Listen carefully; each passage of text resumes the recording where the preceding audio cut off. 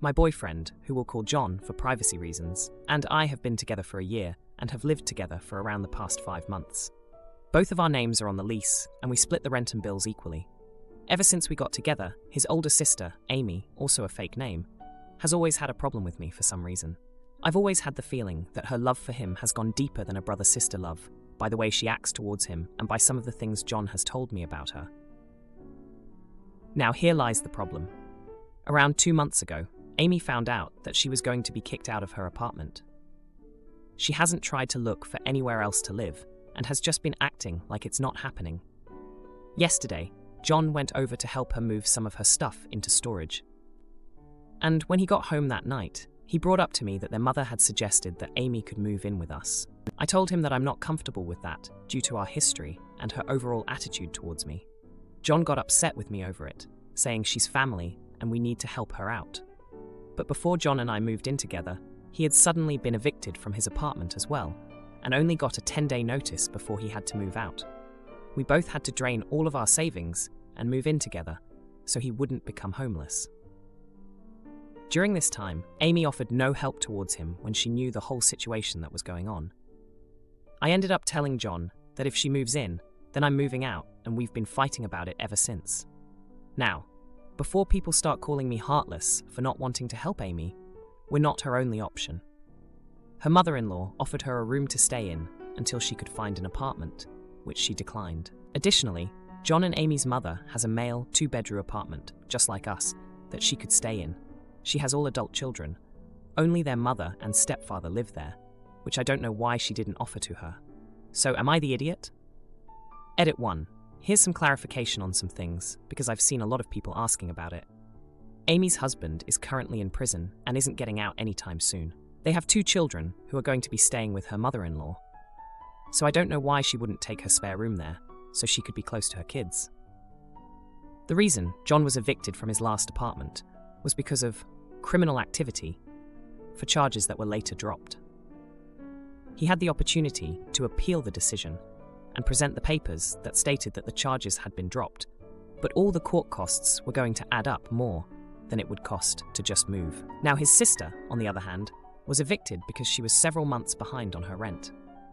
I am currently 20 weeks pregnant with his child and have made it crystal clear that our 2nd bedroom is for our child and that I'm not willing to give up my son's room for Amy. Another important thing is that John and I live an hour away from where Amy works and had previously resided, while Amy's mother and mother-in-law live in the same city. So, we're not exactly the most practical choice for her to stay with either. I don't have much of an update right now, but John and I were able to have a calm discussion about it, and I reiterated my feelings and stood by my ultimatum.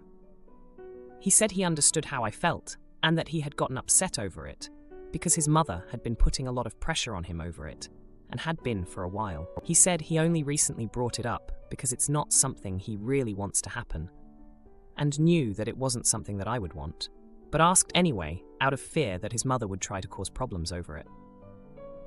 We agreed that her moving in isn't a good idea and that it wouldn't be happening. I don't know where she's planning to stay now, but I'm just glad that pressure is off of me now. Thank you to everyone for the advice. I'm trying to read all of it, and I hope this makes everything more clear. Now for a few comments before the update. Comment 1. Not the idiot. You should just get your own place. Your boyfriend has already chosen his sister over you since he's angry at your ultimatum. Even when he knows she doesn't like you, he's willing to have you uncomfortable in your own home to please his family. Red flag. There's no saving the relationship at this point, because even if she doesn't move in, your boyfriend and his mom are going to be bitter about it. He just showed you that his mom and sister are going to be the ones running the show if you stay with him in the long run. Comment 2. Not the idiot. Even if you disregard the fact that you and his sister don't get along, moving someone into a shared living space is firmly a 2 yeses, 1 no deal. Don't do it. You know she'll be a massive thorn in your side the entire time, and she'll do whatever she can to drive you two apart.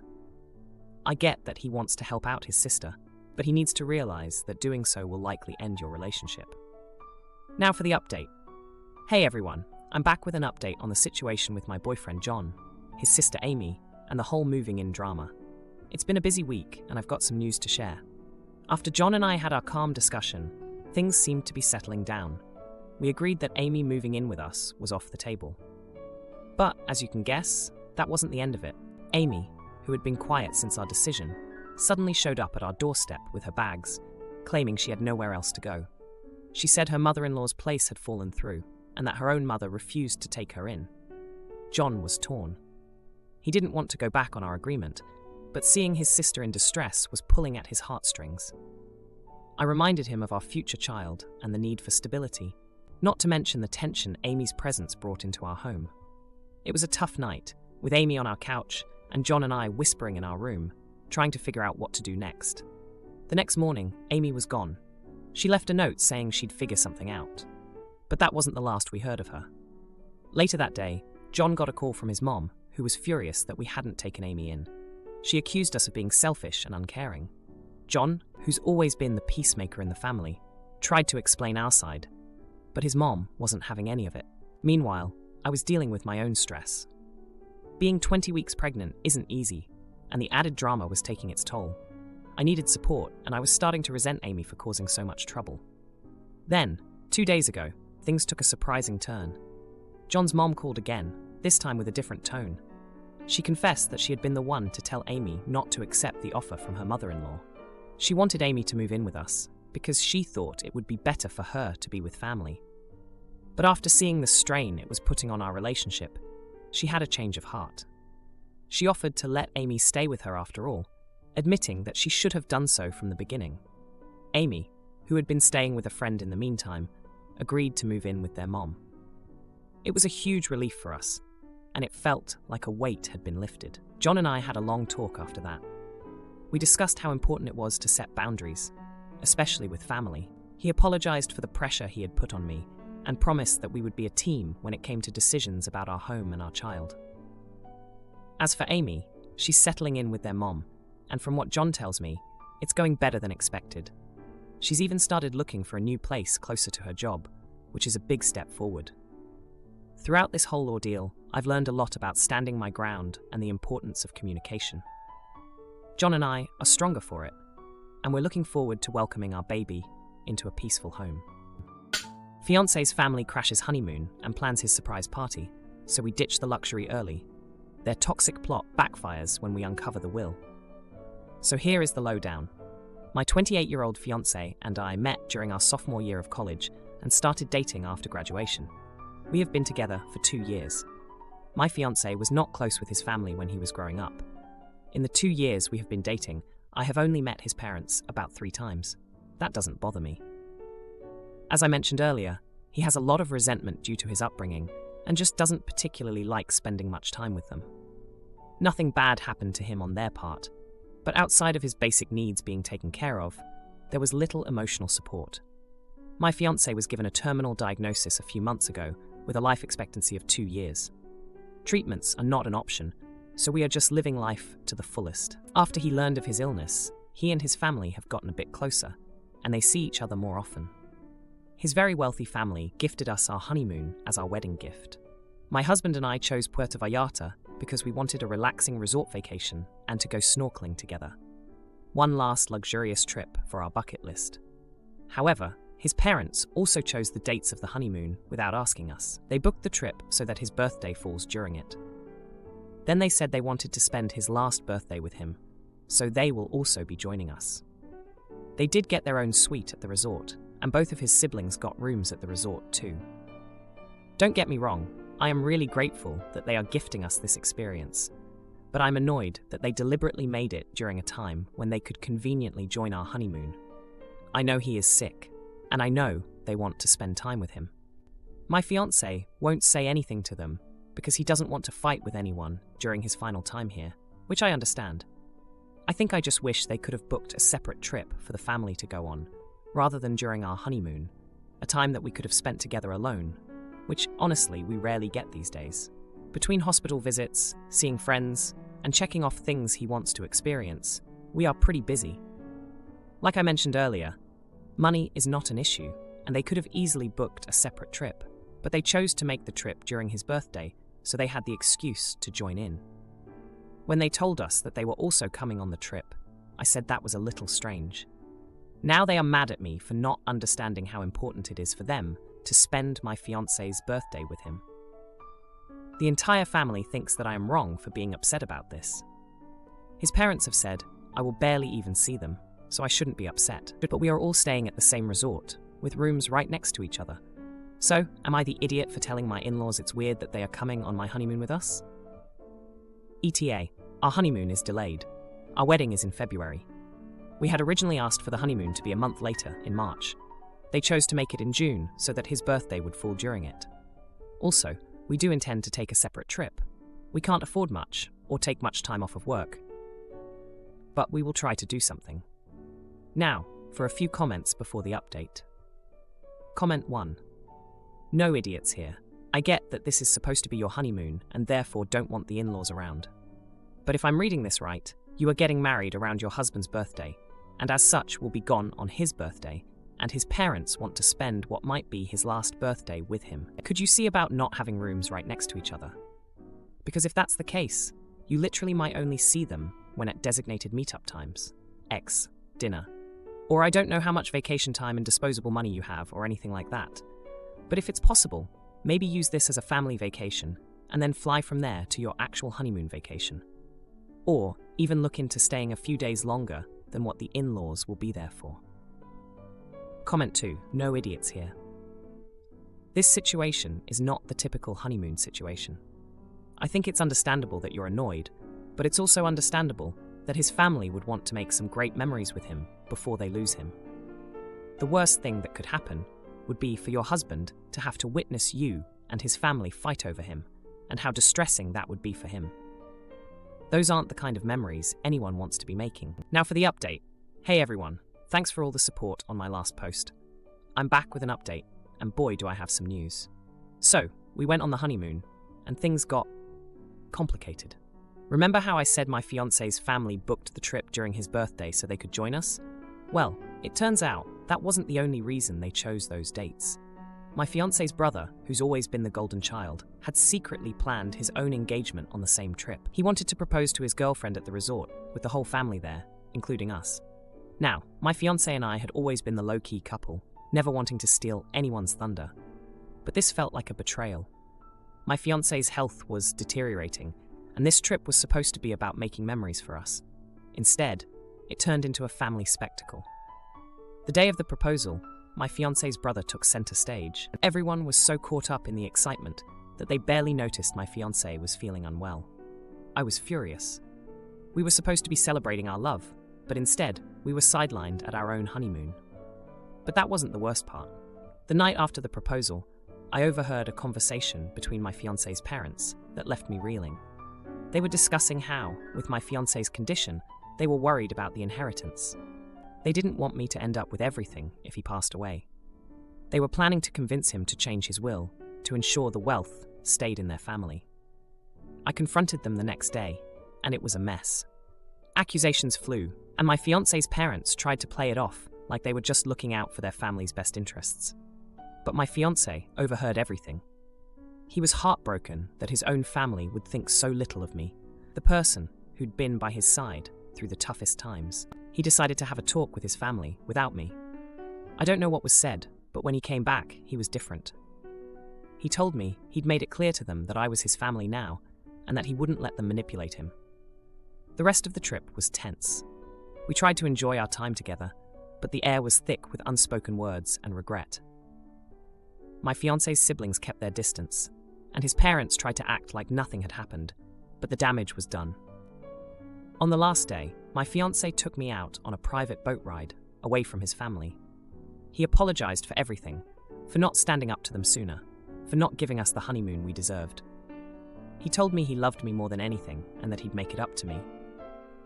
We spent the day out on the water, just the two of us, snorkeling and holding on to each other like it was the only thing that mattered.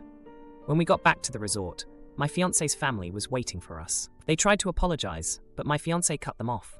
He told them that from now on, it would be just us. He wanted to spend whatever time he had left with me, without any interference. We left the resort the next day, earlier than planned. My fiancé was exhausted, but he held my hand the whole flight home, whispering plans for the little time we had left. He wanted to make every moment count. just the two of us. Sister's toxic friends invade our home, so I cut her off. My niece's tears revealed the sting of betrayal, and then the missing cash. My name is Tia, 32, and my sister Layla, 30, were in and out of foster care growing up. Layla got pregnant at 17 and went to prison at 18 for robbery with her boyfriend. Because I was 19, I was legally allowed to take custody of my niece, Ash. The whole time my sister was in prison, I would visit her and let my niece visit her as well, so she could try to build a connection with her mom. But as the years went by, Ash started calling me mom and called my sister Lai because I was the one that was there day to day taking care of her. Fast forward to 2020, and Lila gets out of prison early due to good behavior and the state trying to reduce the prison population due to infection 1919. Lila is 27 at this time, and Ash is 10. By now, I have gone to school, gotten a stable job, bought a house, and feel I'm doing well for myself and Ash. So of course, Lila is paroled to come live with me. At first, everything is good. We all start getting acquainted and used to each other. Lai is trying to figure out life as an adult in the free world, and of course, I'm trying to help her as well. After about a year, Lai has really started influencing Ash in a negative way. Prior to her coming home, Ash was a straight A student, very well-mannered, involved in school dance and cheer, and making strides towards a positive entry to middle school. Now, my sweetie is rude, flunking most of her classes, cursing, and talking back to me. And Lai just laughs it off. I feel like I'm raising two teenagers at that point. Lai stayed gone a lot, trying to invite strange and crazy people over to my home, etc. I had enough. She wouldn't work, wouldn't help around the house, nothing. Now, in 2023, Lai finally has a job at Burger King and has a crazy weird boyfriend. A few weeks ago, she says she's moving in with her boyfriend. I told her, okay, good luck. Then she says she's taking Ash with her. Oh, hell no, I'm her parent. I will gladly allow visitation. But you are not taking this child out of my home to go couch surfing with you and your stupid boyfriend. Mind you, Lai is still on parole until 2026. Ash walked in on us arguing and says she wants to go with her mom. I explained to her that I have custody and that she cannot go with her. She cried and stomped out of the room. My sister then yells at me and says I'm a horrible person for splitting up her and her child. First of all, I have given up my entire young adult years to raise this child. I gave up a world travel fellowship, a relationship, etc., just to be here for this child, so she would never have to go through what my sister and I did in the foster care system. I am all for letting them visit each other. But I'm not letting her leave. Ash is now 13 and feels she's entitled to make her own decisions. But I know how her mom is. It'll be a disappointment going to live with her. I've given her such a stable life, and my sister has ruined most of it in less than 3 years. Am I the idiot? Now, for a few comments before the update. Comment 1. Not the jerk, but your mistake was not setting hard boundaries with your sister. She should have been told that she had to get a job and keep it, and pay her share of the costs, food, electricity, and buy her own clothes and such. Or she got kicked out. Instead, she got to show Ash that you could be a bum and live off others with few consequences. Do not ever let your sister move back in. Let Ash see what her mom leading that life leads to. Perhaps Ash can be gotten back on track. Comment 2. Not the jerk. You gave the kid a stable household and now hold parental rights. Once she turns 18, you can tell Ash she can do what she wants. She can visit her biological mom as much as she wants, but you need to continue to raise her yourself. Now, for the update. Hey everyone, thanks for all the comments on my last post. It's been a week since I shared my story, and boy, do I have an update for you. So, after the big blowout with Layla about her wanting to take Ash with her, things got even more intense. Layla's boyfriend, who I'll call Rick, showed up at my house unannounced. He tried to sweet-talk me into letting Ash go with them, saying they had a stable place and that Layla deserved a chance to be a mom. I stood my ground, reminding him that I have legal custody and that Ash's well-being is my top priority. But here's where it gets crazy. A couple of days later, I came home from work early and found Layla packing Ash's things. She had convinced Ash to leave with her while I was at work. I was furious and heartbroken at the same time. I couldn't believe Layla would go behind my back after everything I've done for both of them. I called the police, and when they arrived, it was a scene straight out of a drama show. Layla was screaming that I was stealing her daughter, and Ash was crying, torn between us. The officers checked the custody papers and told Layla she couldn't take Ash. Layla lost it. She accused me of ruining her life, saying I always thought I was better than her because I didn't end up in prison. The truth is, I never thought I was better than Layla. I just wanted to give Ash the life we never had. I remember when Layla first got pregnant, how scared she was. I promised her I'd be there for her and the baby. And I kept that promise, even when she was locked up and I was juggling college and a part-time job. After the police left, Ash wouldn't talk to me. She stayed in her room, and I felt like I was losing her. I tried to remind her of all the good times we had, like when I taught her to ride a bike or when we baked her favorite chocolate chip cookies. But she just shut me out. Now, for the twist that I'm still reeling from. Yesterday, I got a call from Layla's parole officer. He wanted to meet with me urgently. When we sat down, he told me something that knocked the wind out of me. Layla had been planning to leave the state with Ash and Rick, which would have been a violation of her parole. But that's not all. Rick, it turns out, has a record for fraud and was wanted in another state. The parole officer said that Layla had been caught on a wiretap discussing plans to use Ash in a scam Rick was running. They were going to pose as a struggling family to con people out of money. I was in shock. My sister, using her own daughter for a scam? It was like I didn't even know her. I confronted Layla and she broke down, admitting everything. She said she was desperate to make a life for herself and thought this was the only way. I couldn't believe she would stoop so low. It was like all those years in prison had changed her and not for the better. Now, Layla is facing additional charges and Rick is on the run. Ash heard everything and finally realized the kind of trouble her mom was in.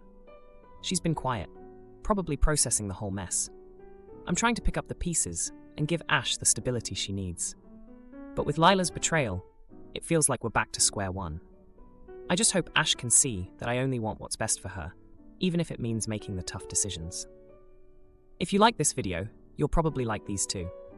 Also, while you're here, please consider subscribing. It's your support that keeps this channel alive and allows me to make better and longer videos. Have a great day.